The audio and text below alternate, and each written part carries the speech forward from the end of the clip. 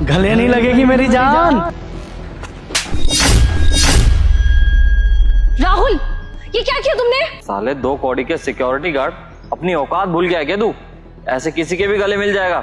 मेरी शादी होने वाली है इससे, दूर रह के बात करियो आइंदा, समझ गया? और क्या कह रहा है तू? जान? भाई एक और झापड़ मार दिया ना तो जान निकल जाएगी तेरी भी। राहुल, तुम्हें क्या बकवास कर रहे हो? अरे यार अंकिता, तुम चुप रहो, तुम्हारी गलती है ये सब। अरे ऐसे 2 कौड़ी के लोगों को छूट दे रखी है ना तुमने, तभी आ रहे हैं तुमसे गले मिलने, वो भी जान बोलकर। अरे राहुल, मुझे समझ में नहीं आ रहा क्या हो गया तुम्हें, क्या बकवास करिए जा रहे हो ये? तुम चुप रहो यार अंकिता। अरे तुम्हें अपने स्टैंडर्ड का नहीं पता क्या? ऐसे कोई भी आदमी तुमसे गले मिलने आएगा तुम उसको कुछ बोलोगी भी नहीं। तुम ही ने हिम्मत बढ़ा रखी है ऐसे लोगों की। चौकीदार है, उससे गले मिलने के लिए आ रहा है।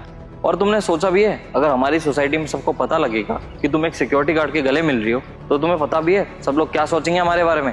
इसलिए कह रहा हूँ अंकिता, ऐसे गरीब लोगों को ना सर पे नहीं बिठाना चाहिए। अरे थोड़े अच्छे लोगों के साथ रहो और अच्छे लोगों के साथ बैठना उठना करो। राहुल, ये फालतू की बकवास ना तुम छोड़ दो। तुम्हारी बातों से ना मेरा दिमाग खराब हो रहा है। पहले जो मैं कहने की कोशिश कर रही हूँ ना उसको सुनने की कोशिश कर लो, समझ में आया तुम्हें? अरे यार रहने दो तुम, मुझे पता है तुम क्या लेक्चर देने वाली हो मुझे। यही बोलोगी कि गरीब और अमीर में कोई भेदभाव नहीं करना चाहिए। देखो अंकिता, ये सब बातें ना सिर्फ फिल्मों में ही अच्छी लगती हैं। रियल लाइफ में ना ये 2 कौड़ी के चौकीदार की औकात हमारे सामने कुछ भी नहीं है, ये समझ लो तुम। और भगवान ने ना गरीबी अमीरी को सोच समझ के ही बनाई है। खैर मैं तुम्हें क्यों समझा रहा हूँ, तुम्हें तो समझ में आएगा नहीं। और तू आज तो तूने ये हरकत करने की सोच भी ली, लेकिन अगली बार से ऐसा किया ना तो तू यहाँ से चलकर भी नहीं जा पाएगा, समझ गया? तेरे में और इसमें ना जमीन आसमान का अंतर है। तू गरीब है और ये अमीर। कभी देखा है तूने इसे कैसे आती है? अरे बड़ी बड़ी गाड़ियों में आती है, तेरे जैसे नहीं साइकिल में बैठ के जहां मर्जी चल पड़ो। चुप खड़ा वो देख रहा है बस। अरे तेरी वजह से हम दोनों की इतनी ज्यादा लड़ाई हो गई और तू चुपचाप यहाँ पे खड़ा हुआ है, गूंगा है क्या तू? अब बोलेगा कुछ कि तू एक और। राहुल, तुम ना बहुत बड़ी गलती कर रहे हो, मैं तुम्हें बता रही हूँ। अरे यार अंकिता, तुम तो चुप ही रहो। इतने अच्छे मूड से आया था मैं कि आज तुम्हारे भैया से मिलूंगा, तुमने ना सारा मूड खराब कर दिया। पता नहीं कहाँ से आ गया चौकीदार। और तुम ये सोचो एक बार, अगर तुम गलती से इसके गले मिल जाती और तुम्हारे सारे कपड़े गंदे हो जाते तो क्या बोलते तुम्हारे भैया कि मैं तो सही से ध्यान ही नहीं रख रहा तुम्हारा? वो तो यही बोलेंगे ना कि जो इंसान शादी से पहले तुम्हारा ध्यान नहीं रख रहा तो शादी के बाद क्या रखेगा? बनने से पहले ही बात बिगड़ जाती भाई। जो भी हुआ है ना इस 2 कौड़ी के चौकीदार की वजह से हुआ है। राहुल, बहुत हो गया। और कितनी बदतमीजी करोगे तुम इनके साथ? और इतनी देर से देखे जा रही हो तुम बदतमीजी पे बदतमीजी किए जा रहे हो। वो कुछ नहीं बोल रहे तो उनको कुछ भी बोले जा रहे हो। तुम्हें पता भी है जिन पे तुमने हाथ उठाए, जिनका तुमने कॉलर पकड़ा है ना, वो भाई है मेरे। इन्हीं से मिलवाने के लिए लाई थी मैं तुम्हें। तूने हाथ कैसे उठाया मेरे ऊपर? तेरी इतनी औकात? और 1 मिनट, क्या कह रही है तू? ये तेरा भाई है? क्या बकवास है ये सब? और मेरे को एक बात तो क्लियर हो गई है, तुझसे तो मैं शादी नहीं करने वाला। मैंने सोचा था कि तेरा भाई बहुत अमीर है, बहुत प्रॉपर्टी है उसके पास, और तू उसकी इकलौती बहन, तेरे को कुछ ना कुछ हिस्सा तो देगा ही ना। तो इसलिए मैं तुझसे शादी कर रहा था। और तूने आज अपनी असलियत दिखाई दी। ये है तेरा भाई, ये सिक्योरिटी गार्ड मामूली सा। अच्छा, तो तुम्हें क्या लग रहा है कि तुम्हारी इतनी बदतमीजी देखने के बाद, इतनी बदतमीजी तुमने मेरे भाई के साथ की है, उसके बाद मैं तुमसे शादी करूंगी? कभी नहीं।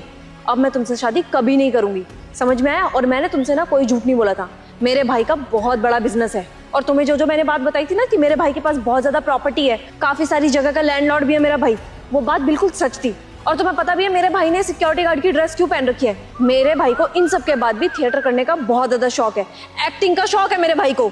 और अभी वो एक्टिंग करके ही आ रहा था। एक थिएटर है यहाँ पे पास में, वहीं से डायरेक्ट मेरे से मिलने के लिए आ रहा था, तुमसे मिलने के लिए आ रहा था। और तुमने क्या किया?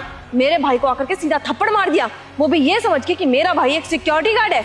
तुमने तो हद ही पार कर दी राहुल। आज बदतमीजी पे बदतमीजी किए जा रहे हो, उनको थप्पड़ तक मार दिया, उनका कॉलर पकड़ने लग गए। और हाँ, अगर मैं किसी से गले मिलने जा रही हूँ तो कुछ सोच समझ के मिलने जा रही हूँ ना, बेवकूफ तो हूँ नहीं मैं, उनको जानती हूँ तभी तो गले मिल रही हूँ।